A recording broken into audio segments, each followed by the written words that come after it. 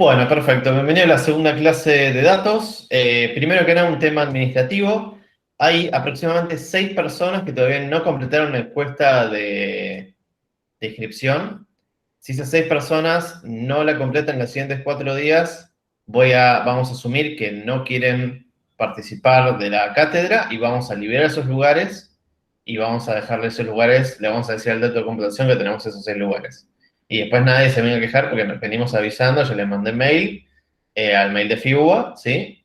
Y complétenlo de manera urgente, porque si no, asumimos que no quieren cursar. Si están en la duda si quieren cursar o no, completen igual porque es un espacio que hay que reservar, ¿sí? Pero es la única manera que yo tengo de efectivamente decirle al resto de computación en los siguientes días cuántos cupos vamos a aceptar sin hacer una suposición aleatoria. Bien, fin del espacio administrativo. ¿Qué vamos a ver hoy, Juan? Bueno, hoy vamos a hacer la parte 2 de introducción a la materia, pero ya vamos a ir a los conceptos que vamos a ir viendo en la materia, lo que efectivamente les vamos a tomar en los parciales, los finales, los TPs, todos. O sea, la clase anterior hicimos una introducción a qué es la ciencia de datos, qué es ser un científico de datos, casos de uso, casos de éxito, casos buenos, casos malos, un poco de eso. Y ahora la idea es, bueno, ¿qué es esto de la ciencia de datos? ¿Qué es esto de la inteligencia artificial? Ya introducción a los conceptos teóricos. Entre ellos, lo que vamos a hacer es, bueno, explicar un poco qué es el machine learning o el aprendizaje automático, las taxonomías del mismo. Taxonomía sería como la estructura, cómo está estructurado, cómo están agrupados los distintos tipos de modelos y qué características en común tienen, etc. Vamos a ver un poquito de cómo es que aprenden estos modelos, o sea, así a muy alto nivel, una abstracción muy grande, pero desde esa abstracción intentar entender cómo es que entienden los modelos justamente lo que nosotros queremos. Y después ya por último vamos a discutir un poco sobre el trade-off sesgo-varianza, que es un problema muy recurrente y absolutamente intrínseco del aprendizaje automático. Si ustedes en algún momento se quieren dedicar a esto, o bueno, el TP les va a pasar, bueno, o en las prácticas, este es un problema que todos los modelos tienen y es algo que tenemos que saber cómo lidiar con ello. Y por último, un poquito de probabilidad, simplemente introducción de conceptos sencillos y básicos para refrescarlo un poquito porque ya en las próximas clases vamos a empezar a usarlos y es importante que nos entendamos. Así que bueno, empecemos. Un científico de datos se dice que crea modelos que se ajustan a los datos con el fin de hacer alguna tarea. ¿Qué significa esto de ajustar el modelo a los datos? A mí al principio me costó entender o asimilar esta idea de ajustar un modelo. Se le dice ajustar porque un modelo, estos modelos de Machine Learning, ¿qué son? Son como, veámoslo ahora como cajas negras en las cuales nosotros introducimos datos y nos devuelve una predicción, ¿sí? Nos devuelve, no sé, nosotros le metemos, no sé, datos biométricos de la persona y nos dice su expectativa de vida, por tirar algún tipo de predicción. Bueno, ¿qué es lo que hay en esa caja negra? Hay fórmulas matemáticas, al fin y al cabo, que en el medio puede ser estocástico, anda con un poco de probabilidades y aleatoriedad, pero es matemático, o sea, las computadoras, ya un poco a esta altura de la carrera lo sabrán, en el fondo, bueno, es electrónica, pero la capa de abstracción sobre eso es todo matemática, ¿sí? Y estos modelos, entonces, para que la computadora los pueda procesar, son también matemáticas. Y una forma sencilla de verlo sería como son funciones, ¿sí? Reciben datos, los multiplican por algunos valores, ¿no? En una versión muy sencilla de lo que sería. Supónganse una función lineal, ¿no? Que recibe un X y quiere predecir un Y, lo multiplica por algún valor, tal vez le suma otro, y me devuelve una salida. Mira, a ver, vamos a intentar usar nuestra pizarra. A ver si puedo hacerlo acá.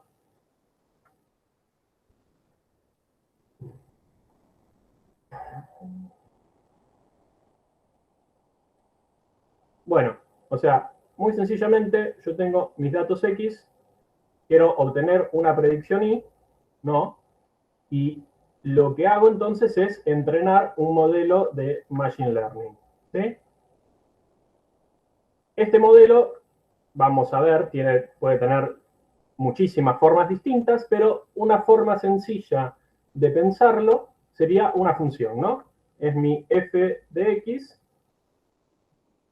que lo que va a hacer es multiplicar a x por algún beta, tal vez le suma un gamma, y me devuelve y, ¿sí?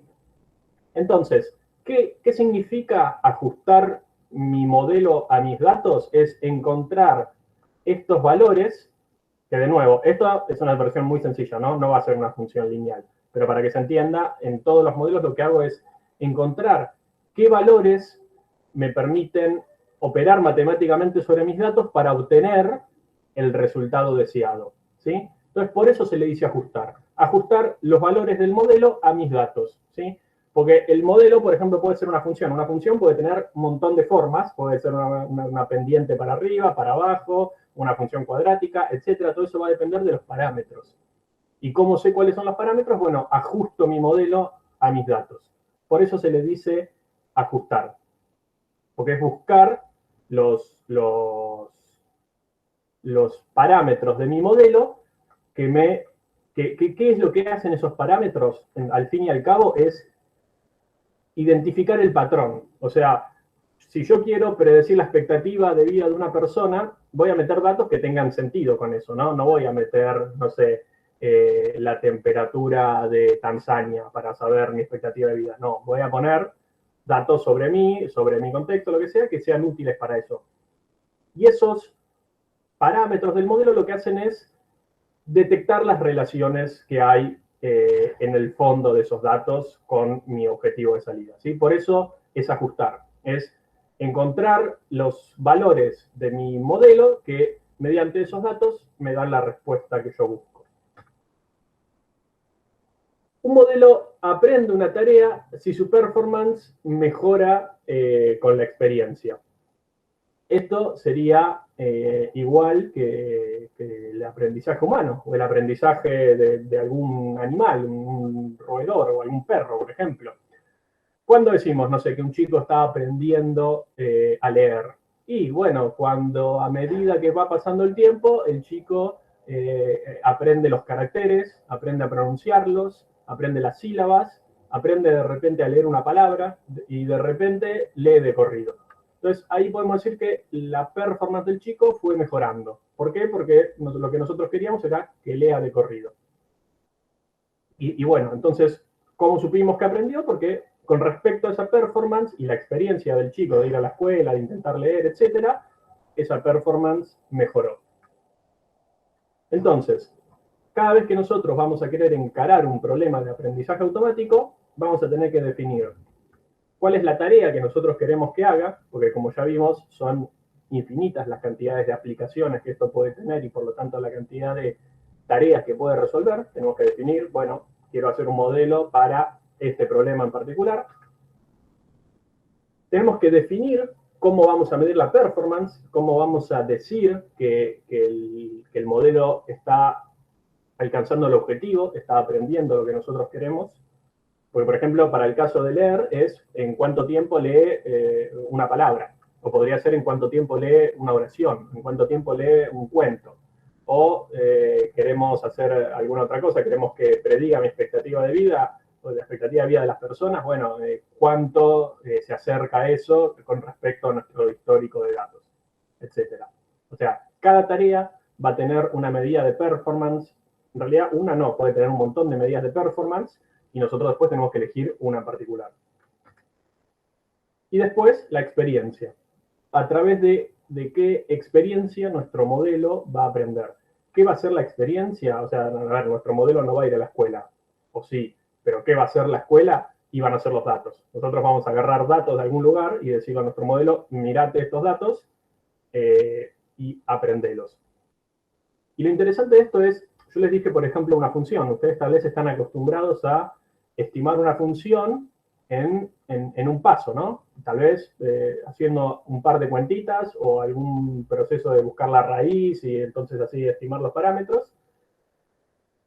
Pero en Machine Learning suele ser todo más iterativo. O sea, el modelo ve una y otra vez los datos o los ve de una forma en particular o los empieza a ver de una manera determinada. Entonces, es como que en Machine Learning, a diferencia de cuando nosotros estimábamos una función, el proceso de Machine Learning es algo más iterativo y estocástico también. Estocástico en el sentido de que tiene aleatoriedad dentro por cuestiones de probabilidad con las que se manejan los modelos. Entonces, se parece bastante a cómo aprendemos nosotros. O sea, si a nosotros nos sueltan solos y nos dicen, aprende a nadar y bueno, vas probando. Y me parece que si tiro una brazada así, voy a flotar y pruebo y así con la experiencia voy haciéndolo. El modelo es un poco eso también. Ahora lo vamos a ir viendo. Si hay preguntas o lo que sea, párenme porque yo no veo. Bueno, vayamos a un ejemplo concreto. Nosotros tenemos este set de datos de acá. A ver si puedo poner... Bueno, voy a usar el mouse. Tenemos este set de datos de acá, ¿no? Y lo que queremos hacer es predecir el color de un punto, dado un nuevo punto, ¿no? Ya sabemos el color de estos puntos, queremos que nos viene un nuevo puntito por acá. Bueno, ¿cuál sería el color de ese punto? Para eso queremos crear un modelo de Machine Learning. ¿Cómo vamos a decir que el modelo aprende? O sea, ¿cuál es nuestra medida de performance? Podemos decir el porcentaje de puntos que nuestro modelo colorea correctamente. ¿Y cuál sería la experiencia? Y bueno, una base de datos de puntos con sus respectivos colores. ¿Cómo sería esa base de datos? Y en este caso, por ejemplo, podría ser un Excel en el cual tengo mi coordenada X, mi coordenada Y para cada puntito y una columna más que sea el color. Y listo, con un archivito simple y seguramente pequeño, tengo la experiencia de mi modelo. Acá estamos en un ejemplo sumamente simple.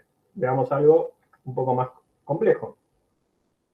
Queremos detectar caras en una imagen. Acá ya se pone un poco más complicado, ya no es algo tan fácil como colorcitos de puntitos. Es algo que ya sabrán, existe, ¿no? Cuando ustedes, las cámaras de sus celulares le detectan las caritas, bueno, ahí atrás hay modelos de Machine Learning. Entonces, nosotros queremos hacer eso y queremos medir la performance para, de nuevo, saber si nuestro modelo está aprendiendo. ¿Y cuál va a ser esa medida? Y podría ser el porcentaje de caras detectadas correctamente. De nuevo, esto es una que definimos, podría ser otra, podría ser el porcentaje de caras detectadas incorrectamente, o cualquier otra que se les ocurra. Si tiene sentido, mejor, ¿no? ¿Y cuál sería la experiencia? Y bueno, acá también sería una base de datos, pero ya es un poquito más complicada. ¿Por qué? Porque tendríamos una base de datos de imágenes, o sea, no sería ya solo un Excel, vamos a necesitar concretamente las imágenes, y los datos de dónde están las caras en esas imágenes. Entonces ahí sí, tal vez imágenes más un Excel que me diga para cada imagen las 4 coordenadas o como querramos definir la posición de una cara, de cada cara en cada imagen. Entonces ahí ya el set de datos se vuelve un poquito más sofisticado o complejo.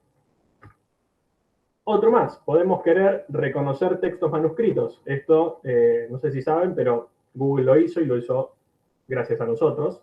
En su época, cuando estaba el reCAPTCHA y vos tenías que poner lo que veías ahí, en realidad estaba generando datos para los modelos de inteligencia artificial de Google. Pero bueno, es útil en algún punto porque se permitió digitalizar la mayoría de los manuscritos de la humanidad. Pero bueno, nosotros queremos, eso nunca se hizo antes, supónganse, no tenemos el modelo que lo hizo y queremos hacer uno nosotros. Y nuestra medida de performance podría ser, por ejemplo, el porcentaje de palabras reconocidas correctamente. Y deberíamos tener una experiencia que sería una base de datos con las imágenes de nuestros manuscritos y sus transcripciones. O sea, imágenes y un TXT o el formato que sea necesario, que me una, así yo sé cuando mi modelo estima qué palabras hay, yo tengo el resultado correcto y puedo saber si lo está haciendo bien. Y por último, un caso bastante más complejo, tan complejo que todavía no salió a producción, aunque hay algunos casos en casi producción. No sé si escucharon la historia de Paenza de cuando lo hicieron probar un auto autónomo. Está linda. Si no la escucharon, escúchenla porque es interesante la experiencia. Bueno, queremos hacer que un auto vaya por la calle sin que ningún ser humano esté diciéndole qué hacer. Medida de performance, y podría ser la distancia promedio recorrida hasta cometer un error. De nuevo, podría ser otra, ¿no? Podría ser cuántos peatones atropella, ¿no? Porque tal vez queremos que no pase eso, entonces nuestra medida de error es eso. O una ponderación de errores, ¿no? Si se para encima de la senda peatonal es una penalización chiquita y si mata a un peatón es una penalización muy grande y hay que minimizar eso, por ejemplo. Pero bueno, vayamos con esta. Y acá la experiencia ya es algo de por sí sofisticado. O sea, vamos a necesitar una secuencia de mediciones, imágenes, velocidad, clima, humedad, qué sé yo, de todo. ¿Qué acciones hay que tomar en cada una de esas mediciones? Si acelerar, frenar, doblar, etcétera, que hayan sido grabadas mediante el uso correcto del auto. Entonces ahí ya tenemos un set de datos sumamente complejo de por sí, ¿no? Ya el set de datos tiene tantas cosas y tantas relaciones que de por sí es difícil de leer. Bueno, imagínense lo que debe ser hacer un modelo con esos datos que persiga un objetivo tan ambicioso como este y que además lo sensible que es, ¿no? Porque un auto se equivoca y mata a una persona y ¿qué hacemos? ¿Quién es el culpable? Esa es otra discusión, pero para ya ir tirándola. Estamos todos, ¿no? ¿Estamos acá? Sí, bien. Cada tanto me fijo si no me quedé sin internet. Bueno, ahora vayamos a las taxonomías. Taxonomías, de nuevo, sería la estructura, ¿no? de los modelos de Machine Learning, cómo están agrupados, cómo está ordenado esto. Por un lado están los que se conocen como métodos supervisados o predictivos. En la jerga más cotidiana se le suele decir métodos supervisados, pero tal vez en algún que otro libro, literatura, papers, puedan verlos también como predictivos. Estos modelos tienen la característica de que en su set de datos tienen, por un lado, los atributos, los datos que voy a usar para predecir, y el valor que quiero predecir. O sea, tengo todo. Esto tal vez les parezca obvio, pero a veces no está lo que queremos predecir. O a veces no sabemos qué queremos predecir. A veces queremos solo entender los datos. Ahora vamos a ir a ese caso. Pero bueno, métodos supervisados es eso, es cuando la variable objetivo o las variables objetivo, las cuales quiero que mi modelo infiera, las tengo explícitamente en mi set de datos. Y dentro de estos modelos supervisados tenemos la clasificación y la regresión.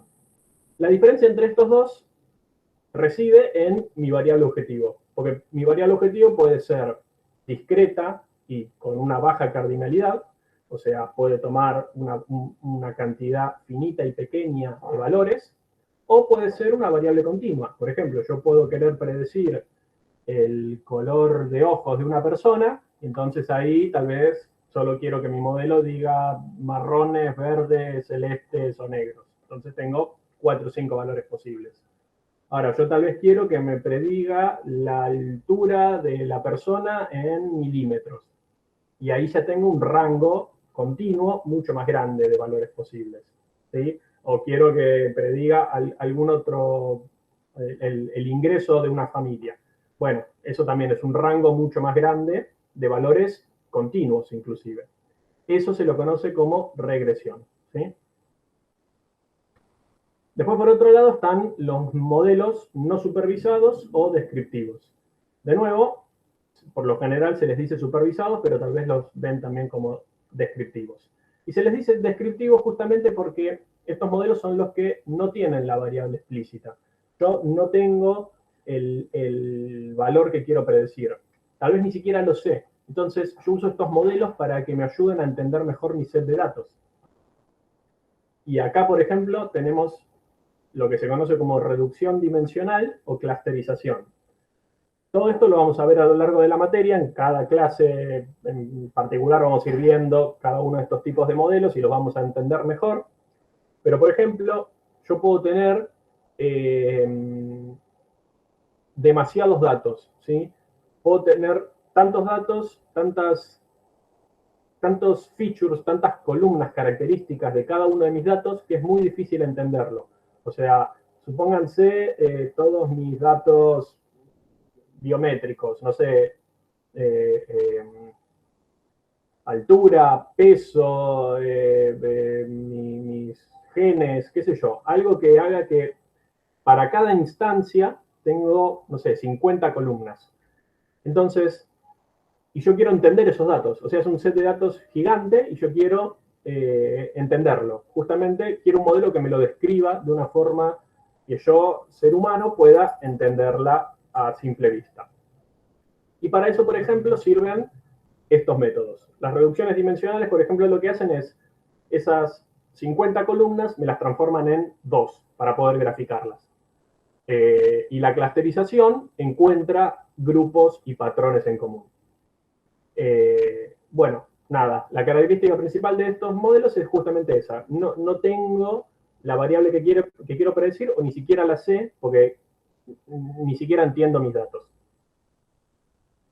Y por último, están lo que se conoce como métodos por refuerzos o reinforcement learning, que en estos casos, este es, creo yo, el que más se parece al aprendizaje de tal vez de un animal. No sé si de los humanos porque puede ser un poco fuerte. Pero estos métodos lo que hacen es darle recompensa o castigo a mis modelos, en términos numéricos, en base a qué hace mi modelo. Entonces, vamos a tener una clase hacia el final de la cursada de esto, que lo que hace, la idea de estos modelos, por ejemplo, yo suelto mi modelo en el mundo real y le digo, dale, fíjate vos si podés, no sé, ganar al ajedrez. Y le voy dando recompensas o castigos en base a si mi modelo hace una buena jugada o no, o si mi modelo gana el juego o no. Esto puede sonar un poco loco, pero es así. Y este tipo de modelos logran cosas súper potentes. No sé si vieron, hace unos años, creo que AlphaGo logró ganarle esto tal vez Alexis lo sabe mejor, pero bueno, yo lo digo así bruto, le ganó a Kasparov o a alguno de los grandes maestros, y también le ganó... AlphaGo, perdón, o sea, ya que me nombraste, ¿no? Esta máquina de IBM en el 96, por ahí, 97. En el 96 le ganó con fuerza bruta. Es decir, sí. probaba todas las jugadas posibles y sabía cuál era la mejor. O sea, tenía tanto cómputo que podía probar todas las combinaciones de jugadas posibles. Con eso ya le ganaron a Kasparov, creo, no me acuerdo cuál. Pero después en el Go, que es un juego más complejo, es un juego que juegan en Oriente, yo no lo conozco, tal vez alguno de ustedes lo conoce, pero es mucho más complejo que el ajedrez. Ahí, hasta hace poco, no había computadora que le pueda ganar a una persona.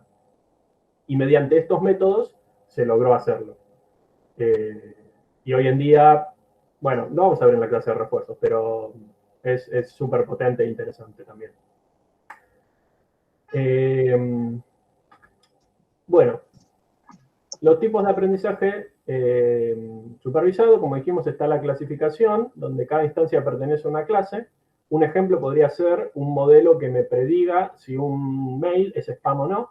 Entonces, mi set de datos es el texto del mail y el modelo me dice es spam o no es spam. O sea, tengo dos valores posibles para el output de mi modelo. Podría ser también detección de peatón en una imagen y mi modelo me dice hay peatón o no hay peatón. Ya si me dice dónde hay peatón es algo un poquito más complicado, pero dejémoslo acá. Tengo de nuevo dos valores posibles. Y en una regresión, como les dije, el valor que voy a predecir suele ser continuo o tener una muy alta cardinalidad de forma, por lo general, ordinal. Es decir, que los valores tienen una noción de orden. Por ejemplo, yo quiero hacer algo que le doy los datos de una propiedad y me dice el precio de esa propiedad. Entonces, el precio es un valor que puede ir, no sé, de 0 a 1.000 millones, no sé cuánto puede salir una propiedad. O, bueno, algo que me mide el IMC, que es la masa corporal, creo, le meto mis datos y me da un valor que creo que esto suele estar entre 0 y 40, 50, no sé cuánto, y va con decimales también.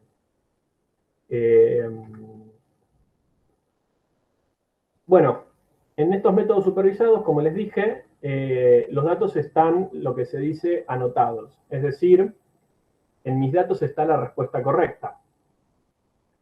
¿Cómo es que se logra tener un set de datos con la respuesta? O sea, porque yo tengo que tener ese set de datos, ¿no? Yo ahora venía diciendo, bueno, existe ese set de datos en algún lugar del éter, y yo lo agarro y lo uso. Bueno, ¿cómo es que se generó eso? Una forma puede ser anotación manual.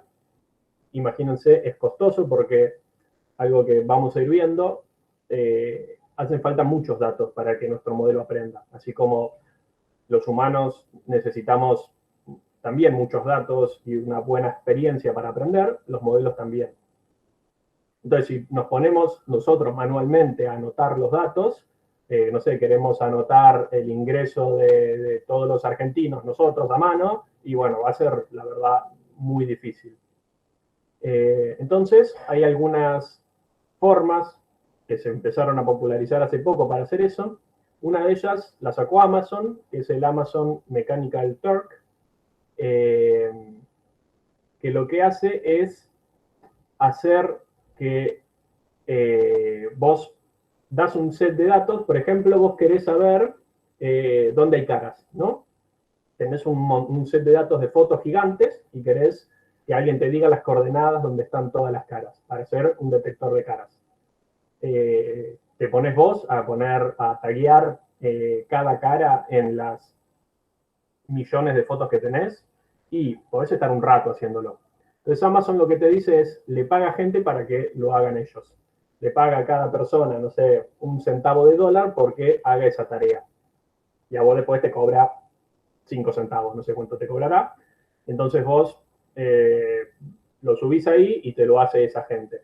Y eso a veces es muy útil, porque incluso a veces lo que vos querés es algo de percepción de la gente, y porque querés aprender a buscar una imagen que sea agradable. Entonces, ahí te viene bien tener otra gente que anote, porque si lo anotás vos solo va a estar secado en lo que vos consideras amable. Otra forma es lo que les contaba del reCAPTCHA. Ustedes tal vez ya no sé si lo vieron, pero en una época los CAPTCHA, esos cositos que ahora dicen no soy un robot, en una época era decime qué texto hay acá. Y ese texto en realidad era sacado de un manuscrito, y mismo Google no sabía qué decían ahí. Sabían si vos le pifiabas o ponías cualquier cosa en base a las respuestas anteriores. O sea, si tu respuesta era muy distinta a las anteriores, sabía que estabas tirando fruta. Pero en realidad no sabía bien qué decía, entonces, gentilmente nosotros, cada vez que teníamos que demostrar que no éramos un robot, estábamos armando el set de datos de Google. También puede ser autogenerado. Por ejemplo, en las redes sociales, ustedes están amablemente generando datos todo el tiempo para los algoritmos y los modelos de cada una de las redes sociales. Y bueno, más.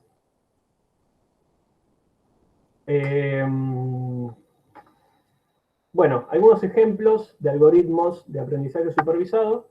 Estos los vamos a ir viendo en profundidad en cada una de las siguientes clases. Tenemos, por un lado, yo les di el ejemplo de una función, pero en realidad tienen otras formas. La función también es una forma, pero es para un caso en particular, una familia de casos.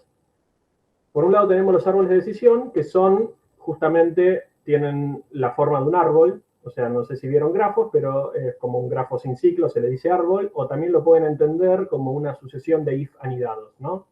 Por ejemplo, yo quiero saber si puedo jugar al tenis o no en base al clima y pregunto si el cielo está, cómo está el cielo. En base a eso, después pregunto alguna otra cosa y en base a eso sé qué me conviene hacer. Lo vamos a ver en mucha profundidad en otra clase.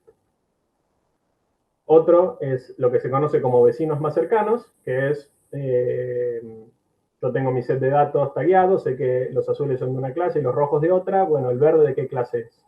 Y vecinos más cercanos me dice, en base a quiénes tiene cerca, qué clase es. Otro que es el naive Bayes, está basado en la teoría de Bayes, por eso vamos a repasar probabilidad al final para cuando veamos esto. Este que no lo vamos a ver en la clase, en la materia, perdón, Support Vector Machine. Nada, no me voy a gastar en explicar este porque este es un poco más complejo, pero es para que sepan, para que se den una idea de todos los distintos modelos que hay. Redes neuronales, ensambles y más. ¿Cuál es el esquema general para estos modelos de aprendizaje supervisado? Tenemos que definir la tarea a aprender, qué instancias tenemos, de qué clases son, las medidas de performance, lo que ya dijimos antes. Tenemos que juntar los datos y prepararlos, porque a veces si nos ponemos a juntar datos a lo bruto metemos un montón de ruido, entonces tal vez tenemos que limpiar los datos o saber cómo los vamos a juntar.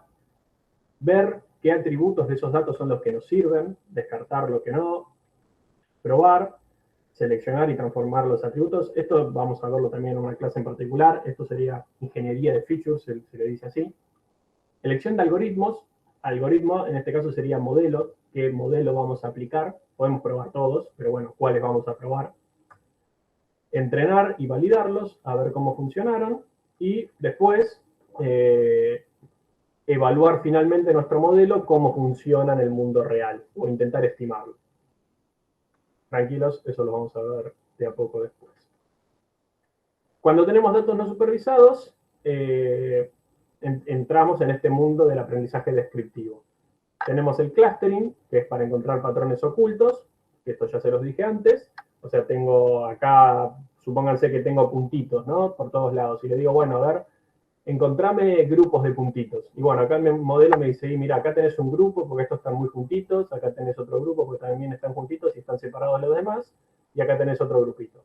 Entonces el clustering me da una noción de, bueno, acá en mis datos parece que tengo 3 cosas algo distintas entre sí. Y bueno, la reducción dimensional, que es lo que les contaba antes, agarro datos de una alta dimensionalidad de muchos campos y los llevo a una dimensionalidad graficable para visualizarlos y poder, por ejemplo, hacer un clustering visual.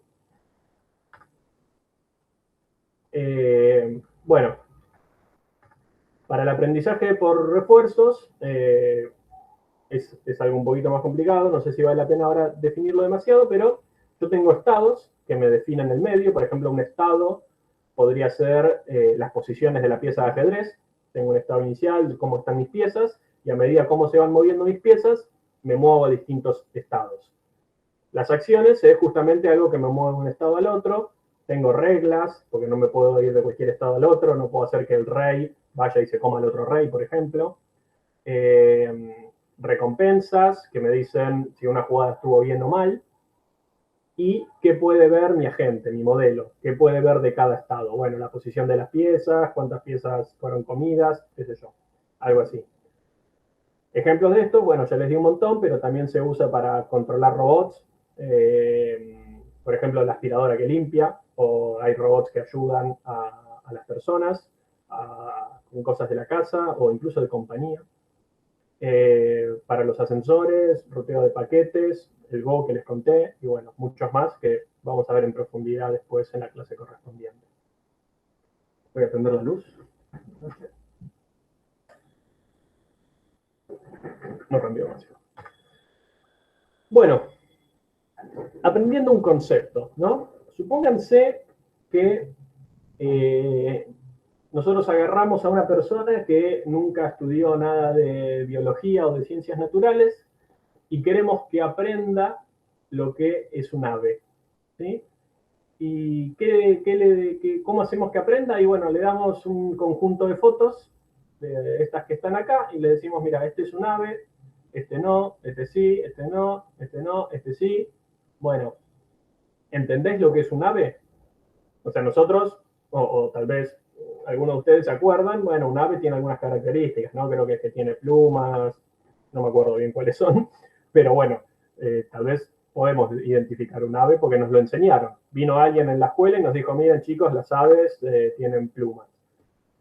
Si no tiene pluma, no sé, no es un ave, supónganse. Pero bueno, si a mí nunca nadie me lo dijo así tan explícitamente y tengo que yo inferirlo de los datos, y bueno, no es tan simple, ¿no? Y para el modelo, en este caso, sería inducir una función booleana. ¿Por qué booleana? En este caso, porque es un ave o no es un ave. Podría ser no booleana, ¿no? Pero supónganse en este caso, es eso. Una función que me dice es ave, no es ave, true, false. A partir de datos de ejemplo. ¿Sí? Es ave, me dan un animal o una foto y yo digo sí o no. Entonces lo que hacemos es construimos una hipótesis para aproximar el concepto objetivo. El concepto ave, para el modelo o para alguien que no sabe lo que es desconocido. O sea, ¿qué es un ave? No lo sabemos. Tenemos datos y tenemos que intentar llegar a ese concepto desconocido. Entonces lo que hacemos es construir hipótesis y evaluarlas, ¿sí? Esto es medio el procedimiento científico, pero es lo que hace una persona cuando intenta aprender algo desconocido por sí misma y es lo que hacen los modelos de Machine Learning cuando intentan aprender algo desconocido por sí mismos. Pero entonces nosotros podríamos decir, bueno, no sé, para mí un ave es algo que vuela, o un ave es algo que vuela y tiene dos patas, o tiene dos patas, o sea, esto, o sea, o vuela o tiene dos patas y tiene pico. O podría ser, tiene dos patas, tiene plumas y pone huevos. Bueno, son un montón de hipótesis que a mí se me ocurren. Ahora, todas estas hipótesis viven dentro de un espacio de hipótesis. Acá tal vez me estoy poniendo un poco abstracto, pero si alguien se pierde, dígame. Ese mundo en el cual yo empiezo a pensar mis hipótesis tiene una forma, tiene un espacio determinado. A veces gigante, tendiendo a infinito, a veces infinito inclusivamente, pero está dentro de todo lo que podría ser una hipótesis, ¿no? Por ejemplo, acá, estas hipótesis están dentro del mundo de la lógica proposicional, si no me equivoco. ¿Qué es esto? Encadenar true y false mediante AND, OR, corchetes, llaves, NAND, NOR y todo ese tipo de cosas. Y puede ocurrir incluso que H, mi espacio de hipótesis, no contenga el concepto objetivo. O sea, yo digo, bueno, para decir que es un ave, voy a usar esto, la lógica proposicional, esta concatenación de variables booleanas. Pero puede que de esa forma yo nunca pueda definir lo que es un ave, ¿sí? Es algo que tenemos que considerar. En el caso de los modelos de Machine Learning, por ejemplo, un árbol de decisión, que son if anidados, sus hipótesis van a ser que mediante if anidados yo puedo encontrar el concepto real, pero puede que no. Y después, por otro lado, tenemos el algoritmo de aprendizaje, que lo que hace es buscar la hipótesis en ese mundo de hipótesis que yo defino, que mejor se ajuste a los datos de entrenamiento. Es decir, que mejor se aproxime al concepto que estoy buscando. ¿Por qué quiero aproximarme al concepto? Porque el concepto es lo que quiero aprender. Por ejemplo, ¿qué es un ave? Esta sería como la definición matemática, ¿no? El H dentro, o sea, la hipótesis concreta dentro de mi mundo de hipótesis que mejor describen a mis datos. Supónganse que vayamos a algo un poquito menos abstracto y lo que nosotros queremos es aprender este concepto, ¿sí? Esto ahora es el concepto que queremos aprender, es decir, esta nubecita azul y el resto rojo. ¿Sí?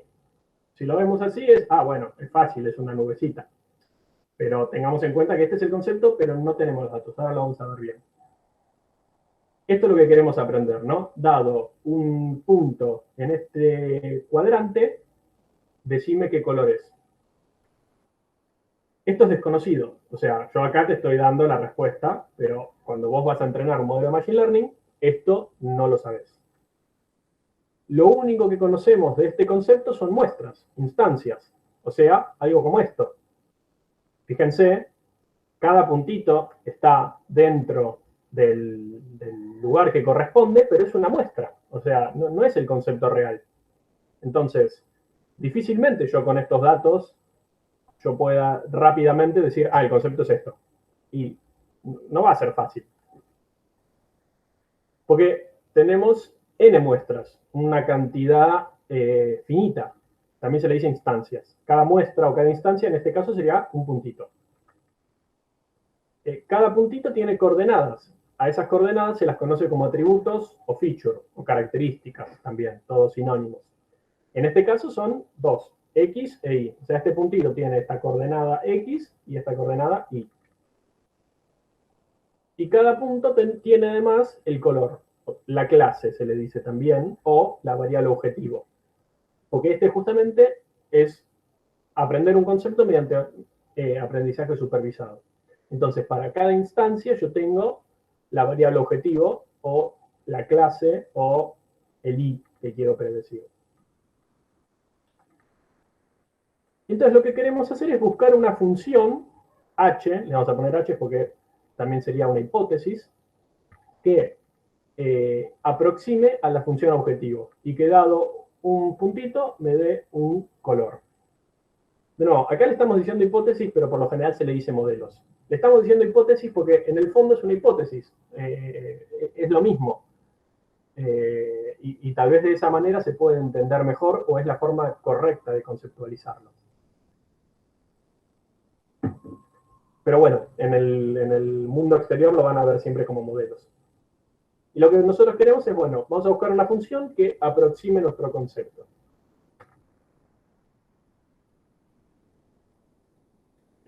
Una forma que podríamos hacer es construir un modelo general a partir de información específica. Es decir, cualquier hipótesis o modelo que aproxime bien una función objetivo sobre un conjunto suficientemente grande de instancias de entrenamiento también aproximará bien a la función objetivo sobre instancias no observadas. ¿Qué me dice esto? Que si mi modelo funciona bien sobre los datos que yo tengo, entonces va a andar bien en el mundo real. Ese es el principio que van a seguir más o menos los modelos. Vamos a intentar no encasillarnos en eso, porque eso no siempre es verdad, o no siempre de esa forma así bruta dicha, pero vamos a hacer esa leve suposición de que si en mis datos anda bien, y en el modelo entonces va a aproximar bien a mi concepto, y entonces para instancias nuevas, que no estén en mi set de datos, mi modelo va a predecirlo aceptablemente bien. Bueno, entonces yo tengo este set de datos, quiero descubrir el concepto subyacente a ellos, y entonces lo que hago es empezar a proponer funciones, ¿no? Dentro de mi espacio de funciones posibles. Acá, por ejemplo, el espacio de hipótesis que yo voy a buscar es el espacio de las funciones. Voy a empezar a buscar qué función me separa bien un color de otro, ¿sí? Entonces, lo primero que voy a hacer es ir por la más sencilla de todas, que es definir un K tal que si X está por debajo de ese K, son azules, y si está por arriba de ese K, son rojas. Esto me daría una recta como esta, por ejemplo, donde, según mi modelo, a izquierda tengo los azules y a derecha tengo los rojos. Entonces, el espacio de hipótesis de esta función simple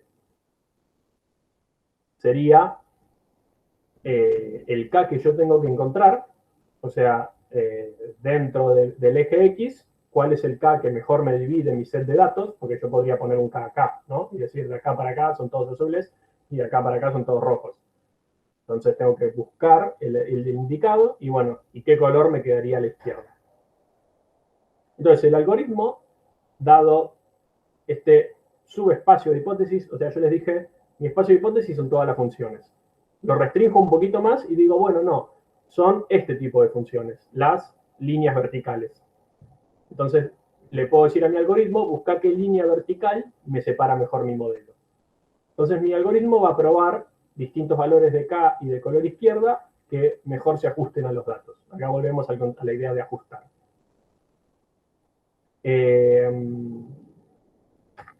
Ahora, como verán, no es una muy buena aproximación. O sea, este posible submundo de hipótesis que le di a mi modelo, la verdad que lo restringen tanto que no tengo acá, la verdad, el concepto real. Acuérdense que el concepto real era esto.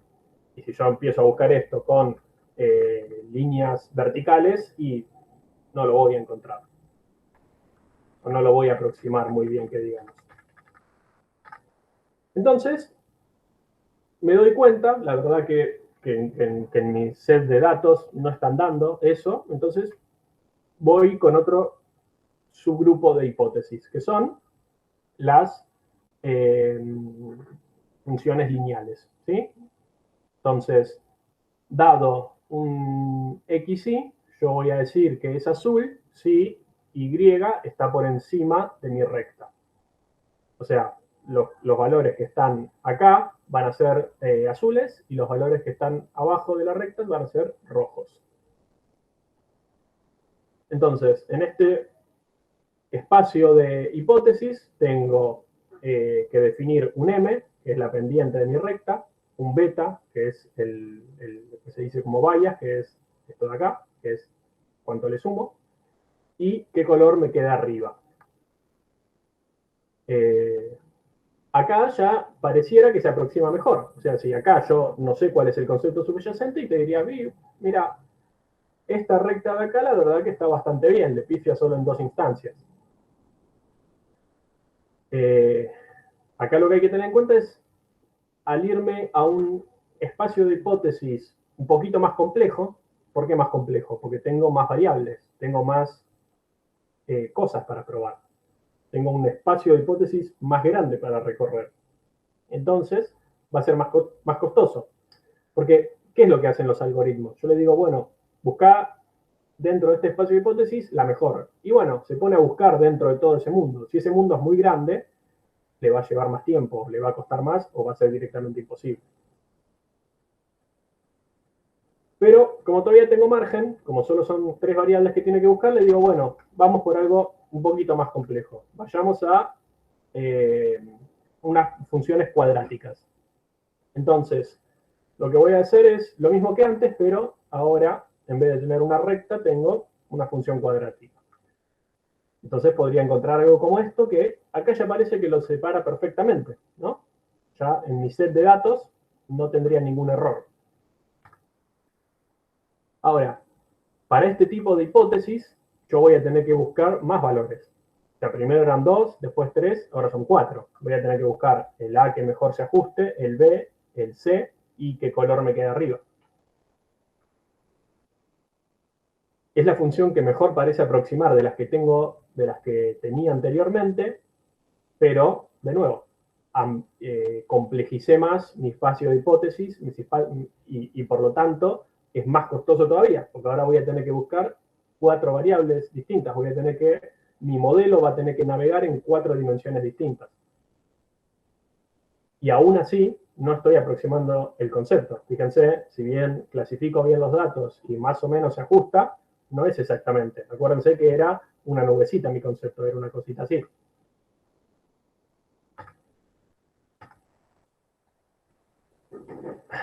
Entonces, en resumen, el aprendizaje supervisado es, dada una función objetivo desconocida, lo que decíamos concepto, queremos aproximarla mediante una hipótesis H, es decir, una nueva función que la definimos dentro de una familia de funciones y nos empezamos a buscar dentro de esa familia de funciones cuál se ajusta mejor, y también lo llamamos modelo, como les dije antes.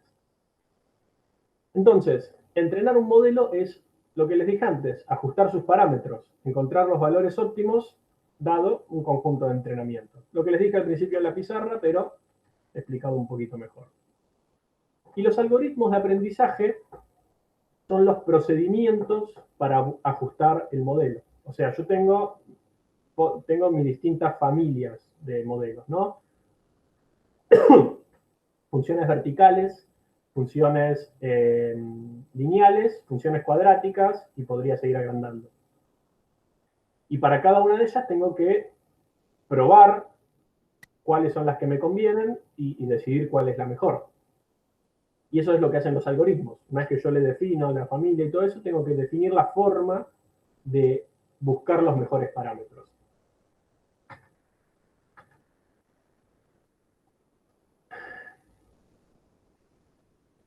Los datos de entrenamiento no alcanzan para inferir un modelo. Como vimos en el ejemplo anterior, mis set de datos, la verdad que viendo yo esos datos nunca, es muy difícil que yo infiera una nubecita, ¿sí? Y no solo eso, sino que tengo infinitas posibilidades para definir el concepto subyacente a esos datos. Y por más datos que yo tenga, si el problema es complejo, nunca voy a tener los datos suficientes para que estén todas las posibilidades y entonces tener el concepto ahí. Siempre va a haber algo que me falte en mis datos y por lo tanto va a ser algo que yo voy a tener que suponer. Y ahí es donde entra el sesgo. El sesgo inductivo de un algoritmo de aprendizaje es el conjunto de afirmaciones que el algoritmo usa para construir el modelo. Por ejemplo, en cada uno de estos, yo estoy asegurando que mi concepto subyacente es una línea recta, una función lineal, o una línea vertical, o una línea curva, una función cuadrática. O incluso si yo dijese, bueno, es cualquier tipo de función, estoy metiéndole una afirmación. O sea, estoy diciendo, esto se puede explicar mediante una función. Entonces, cada vez que yo hago eso, estoy metiéndole un sesgo inductivo al algoritmo, que es, bueno, ajustar estos modelos sabiendo que se puede hacer mediante una función lineal o mediante una función de este tipo. Eso es el sesgo inductivo. Entonces, esto incluye la forma de la hipótesis, que sería el número y los tipos de parámetros, y las características de funcionamiento del algoritmo. ¿Por qué?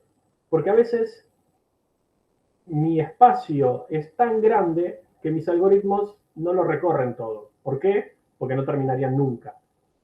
Entonces, empiezan a probar valores para mis parámetros en base a sesgos, en base a, bueno, mirá, no voy a probar con estos valores de acá porque es muy poco probable que la pendiente sea de 3 millones, no sé. Entonces, los algoritmos, para funcionar de forma práctica, le meten sesgo y empiezan a decir, bueno, voy a recorrer, también tengo todo este espacio de hipótesis gigante que son todas las posibles funciones cuadráticas, pero me voy a restringir a estas de acá porque yo sé que me van a dar una buena solución y suele estar acá la solución. Eso también es un sesgo. Entonces, mi sesgo inductivo es, tengo la forma de la hipótesis, es decir, el tipo de modelo que elijo. Yo acá hablé de funciones, pero antes les mostré que tengo árboles de decisión, Navier-Bayes, redes neuronales, qué sé yo. Cada uno de esos tiene un sesgo, porque define una forma de hipótesis, una forma de modelo. Y además, el algoritmo que uso para ajustar cada uno de esos tipos de modelos. Entonces, mi sesgo inductivo tiene esas dos cosas.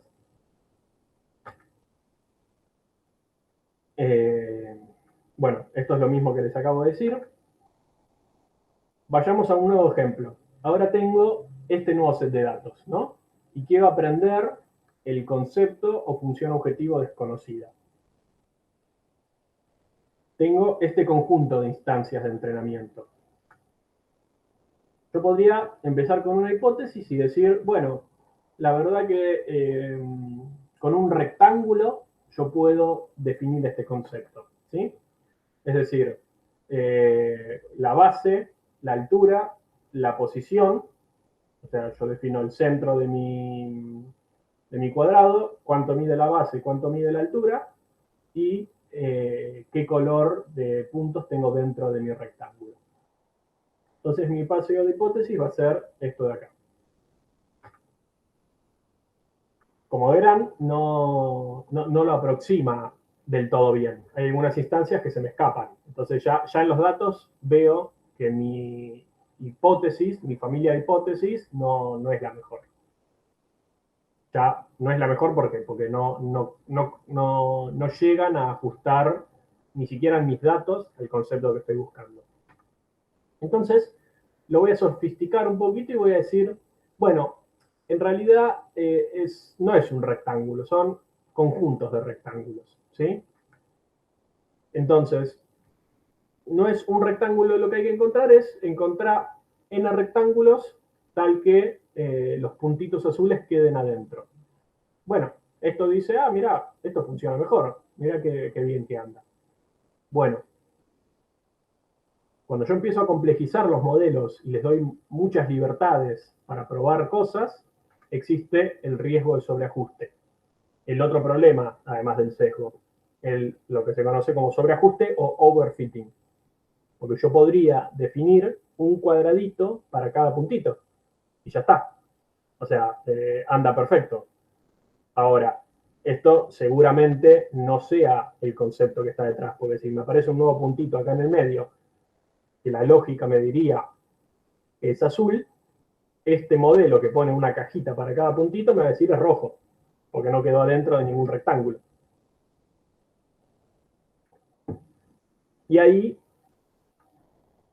es donde entra el principio que se conoce como navaja de Occam, que lo que dice es que en igualdad de condiciones elegir la explicación más simple. Esto no es un principio o un concepto de Machine Learning. Esto en realidad viene de la filosofía. Pero aplica muy bien a esto.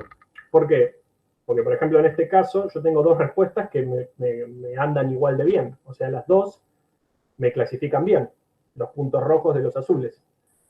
Y lo que me dice la naranja de Occam es, bueno, si hay dos que te andan bien, quédate con la más simple. ¿Cuál sería la más simple? La que menos cuadraditos usó. En este caso, ¿no? En cada caso sería mayor simplicidad del modelo. Es un principio, no es una ley. Por lo que a veces un modelo más complejo es mejor. Hay que evaluarlo, hay que ver cada contexto. Acá es donde empiezan depende del contexto, depende del problema. Pero por lo general, si vos no sabés, no tenés mucha idea de con qué modelo quedarte cuando los dos andan igual de bien, intentá quedarte con el más simple.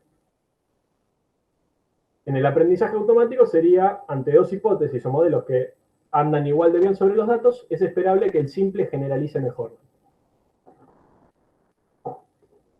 Justamente la idea es que el simple pone menos restricciones al modelo y al poner menos restricciones puede generalizar mejor. También le puede pifiar un poco más, pero bueno, ese es el trade-off sesgo-varianza que ahora vamos a ver un poquito más.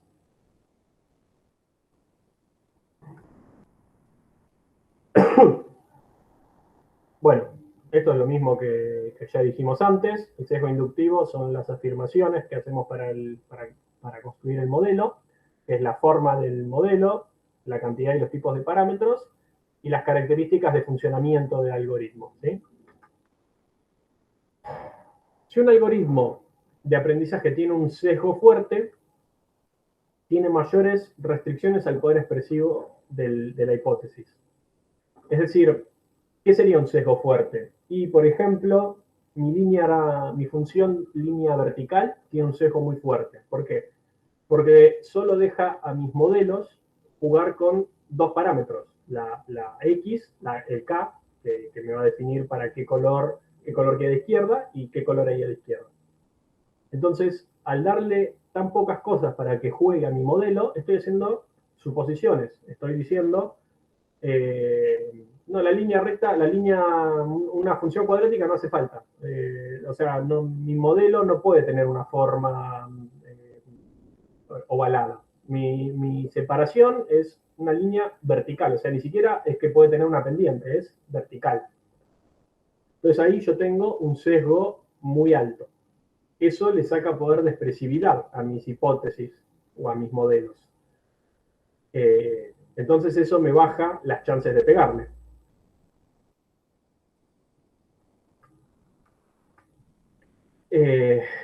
Y mi error de sesgo o de bias es justamente la diferencia entre los valores verdaderos y lo que retorna el modelo. El algoritmo asume cosas erróneas. Un alto bias o un alto error de sesgo supone muchas suposiciones sobre la forma de mi función objetivo o del concepto que estoy intentando aprender.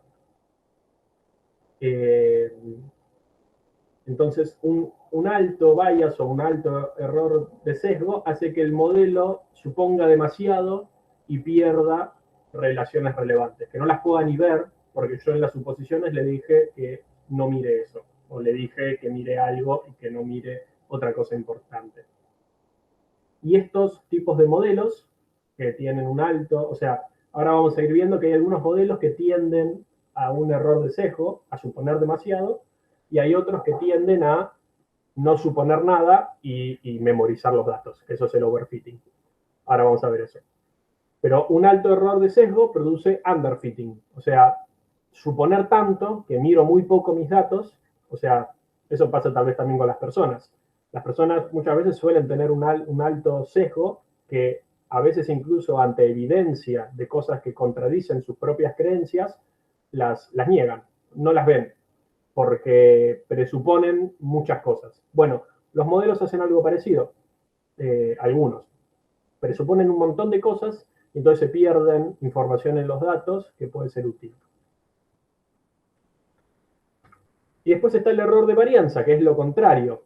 Es un problema de sensibilidad. ¿Por qué? Porque el modelo hace todo lo contrario. No presupone nada de mis datos y los mira. Y mira mucho los datos, tanto que se vuelve sensible a pequeñas fluctuaciones. ¿Qué quiere decir esto?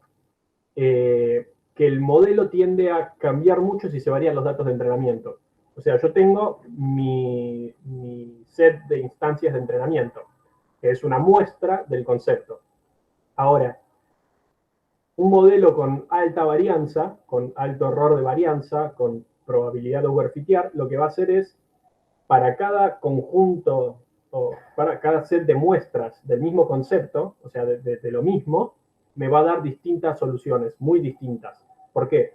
Porque mira mucho los datos, se ajusta demasiado.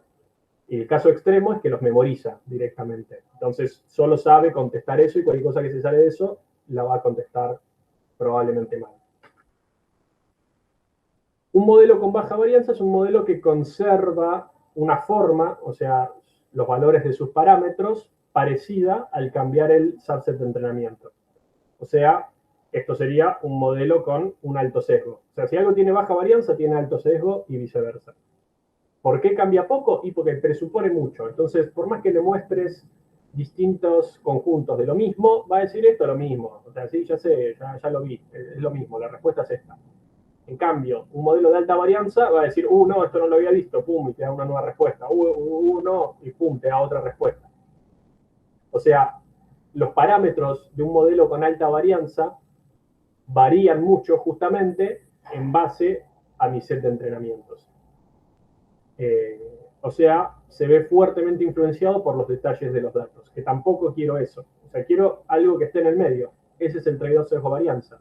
No quiero ni que mi modelo presuponga demasiado y no mire lo que hay en los datos, ni que los mire demasiado y se pierda en los errores, en el ruido o directamente los memorice. Entonces, yo tengo, por ejemplo, esta función objetivo, es desconocida. Y tengo acá dos tipos de familias de datos. Tengo por un lado la familia de las parábolas y por el otro lado la familia de las rectas horizontales. Entonces, para distintos subconjuntos de mi mismo concepto, o sea, fíjense que todas estas tres muestras son distintas, pero las tres pertenecen al mismo concepto.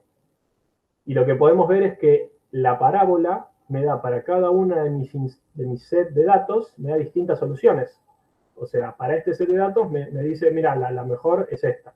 Para este de acá me dice lo contrario, o sea, en vez de una parábola, creo que fue cóncava, es convexa o al revés, no sé cómo es. Y para esto otro es una función así, que crece. ¿Por qué es esto? Porque la familia de las parábolas tienen una alta varianza. Es decir, los modelos cambian mucho. Pero tiene bajo sesgo. Entonces tiene mejores chances de acercarse, aunque se pueda acercar demasiado. De acercarse demasiado quiere decir memorizar los datos y no generalizar el concepto. En cambio, mi recta horizontal me da prácticamente la misma respuesta para mis tres conjuntos de instancias. O sea, no varía mucho. ¿Por qué? Porque esto tiene un alto sesgo. Entonces, al tener un alto sesgo, no le importa mucho las pequeñas fluctuaciones de los datos. Entonces me contesta siempre la misma respuesta. Siempre igual de mal, digamos.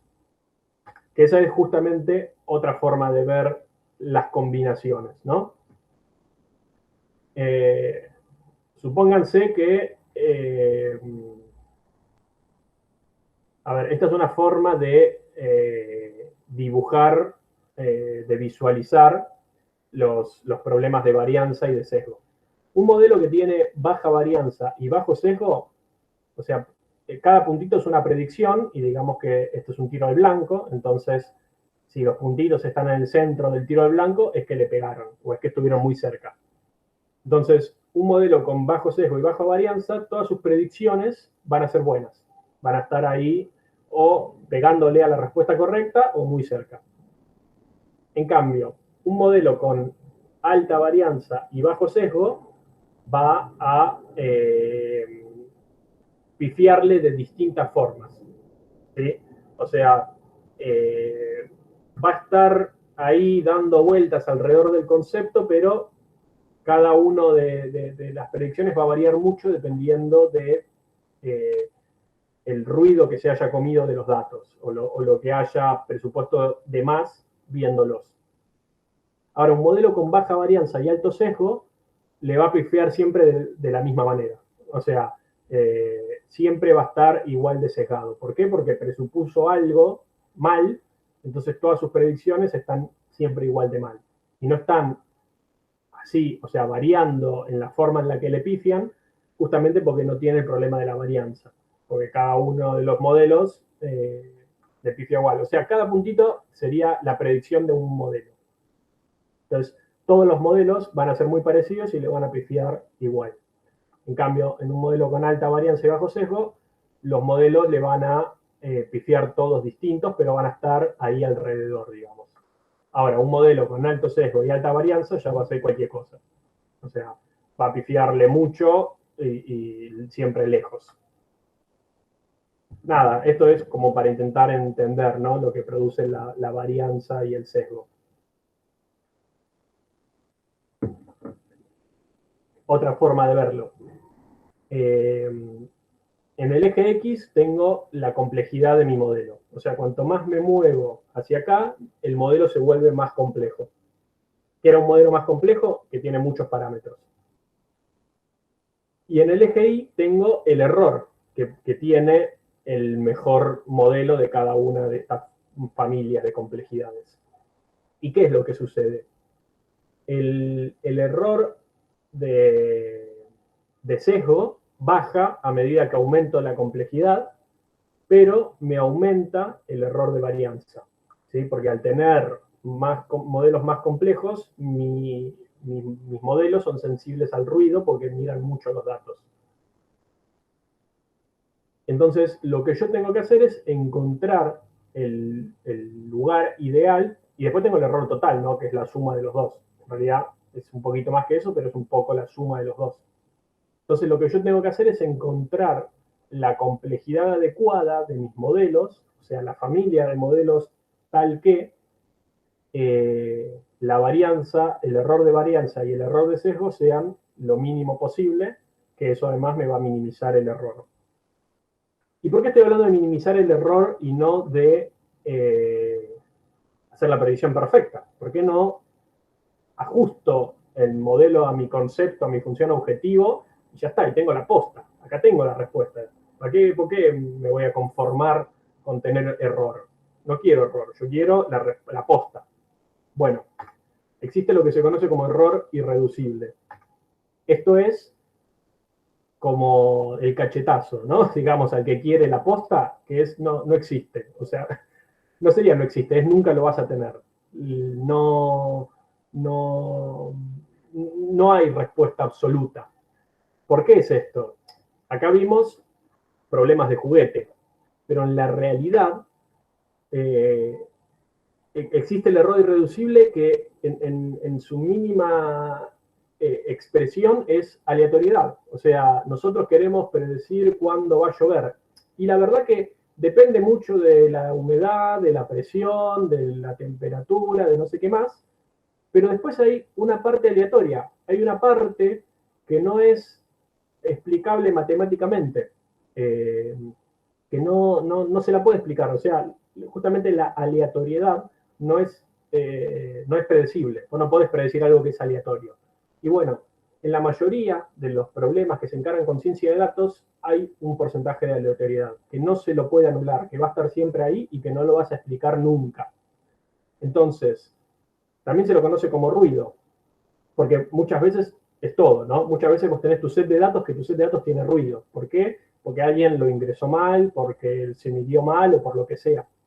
Pero incluso en el caso que vos tengas el mejor modelo, el mejor set de datos y todo, hay una parte aleatoria ahí que nunca la vas a poder explicar. Y esto es importante porque si un día ustedes tienen un modelo que les da el 100% de accuracy o que le pega, que anda perfecto, que no tiene ni un mínimo error, desconfíen. Ahí hay algo que está mal. Hay algo que ustedes están haciendo mal o que los datos tienen mal. No crean nunca en eso. ¿Sí? Sí puede ser 99%, 99,5%, qué sé yo. Bueno, ya es un poco sospechoso eso, ¿no? Pero si ven un 100%, desconfíen. Y bueno, como les dije, esto se puede deber a muchos factores. Que hay variables que no estamos viendo, o sea, en nuestro set de datos falta una variable que es fundamental o que tiene una pequeña influencia en lo que yo quiero predecir, y entonces sin esa variable nunca voy a poder llegar.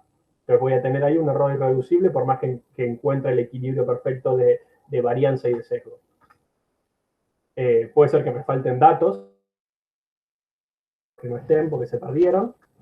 Puede ser que el problema esté mal enmarcado, etc. Y la formalización de esto, matemática, sería la siguiente.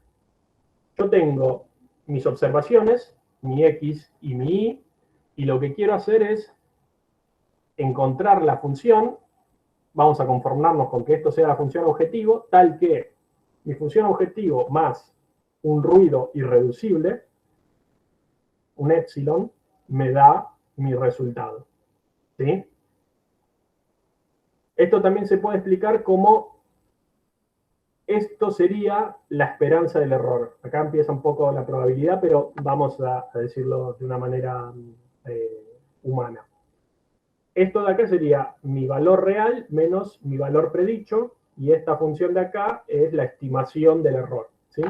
Bueno, la estimación del error de mis modelos va a estar compuesta por un error de sesgo, que va a ser lo que yo presupongo de los datos en base al modelo que yo elijo entrenar. La varianza, que también va a depender del modelo, porque si un modelo es muy complejo, acuérdense, va a tender a tener alta varianza, y un error irreducible. ¿Sí? Nada, esto es cómo está compuesto el error de mis predicciones. Tiene un poco de sesgo, un poco de varianza y un poco de... es lo que hay, no intentes nunca explicar esto. Y bueno, eso. Y fin.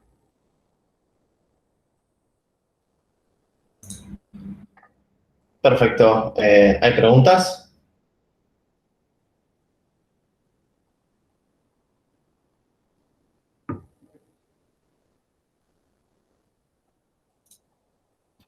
Igual, digamos, todo lo que dijo Juan durante esta clase es una introducción a todos los temas que vamos a ir viendo en detalle durante varias clases, durante todo el curso, ¿sí?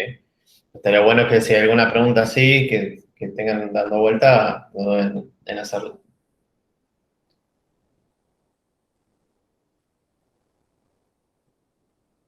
Bueno, si no hay preguntas, corto la grabación y tomamos 10 minutos de break.